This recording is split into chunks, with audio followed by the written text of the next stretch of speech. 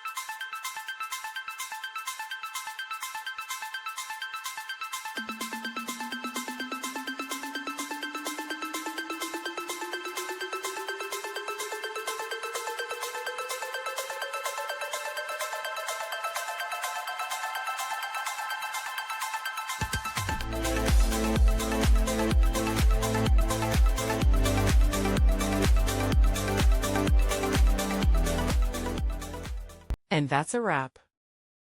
I hope you found the answer you were looking for.